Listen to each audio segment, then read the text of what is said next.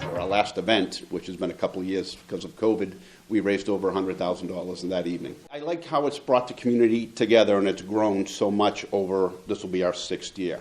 But it also, when you go out and give checks to families, as was discussed earlier, we do $40,000 a month. We pick 8 families, and we give them each a $5,000 check, and they do whatever they want to do with it. So that's very rewarding when you do all the work we do here in the community, and then you get to go out and share it. It's not just local. We do the entire state. In fact, we've spread, and we do families all over New England. My family was one of the recipients of the $5,000 check from Cops for Kids with Cancer when Remy was very sick, and it's an enormous help. I mean, everyone who has unfortunately been through it knows that bills just start piling up day one. It makes your head spin. The entire time that Remy was sick, but what he really doesn't know is that we didn't carry him through cancer; he carried us. And so I wanted to finish the race, having him finish ahead of me, and just be able to kind of finish that race together. So it was awesome. We got to make that work. Same thing, how long the training can be, or even just the run that day. It's that doesn't even compare to what Remy and other kids unfortunately have gone through. So it was a great day. It was an awesome way to finish. It's a long day. It's a long time running, but once you hit kind of mile 23 and you're like, I'm absolutely going to accomplish that, and you turn that last corner, you can see the finish line.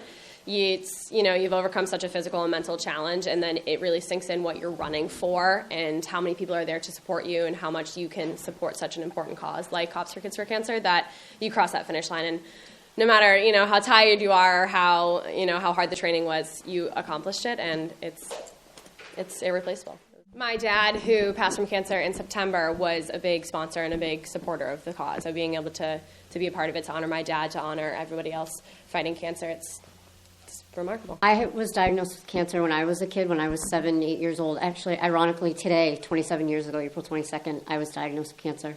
And I grew up in a family of law enforcement. My father was on the Mass State Police. My brother is now too. And I just grew up in that law enforcement community.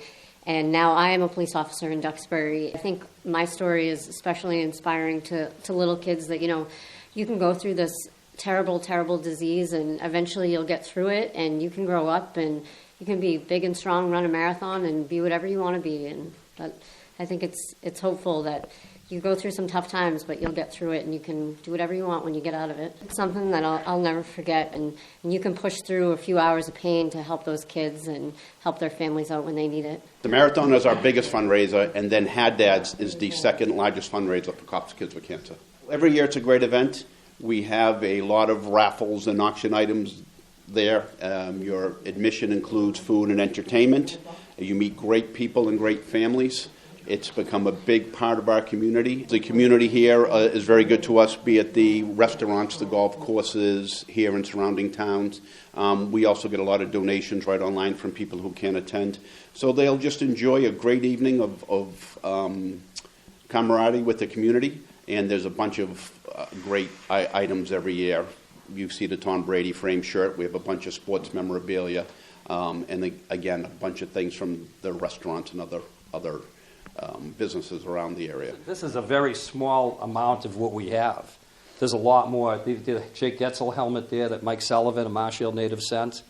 We got Sidney Crosby jersey, Vingie Malkin jersey, a couple of Brady's.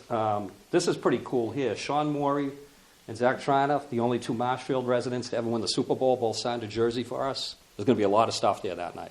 We'll take anything anybody has. They can email me at the police station, a@marshfieldpolice.org, or John Toomey, jtoomey@marshfieldpolice.org. On the website, Marshfield Cops for Kids with Cancer. The whole night's a lot of fun. Everybody comes out. The place is packed. It's just fun for everybody.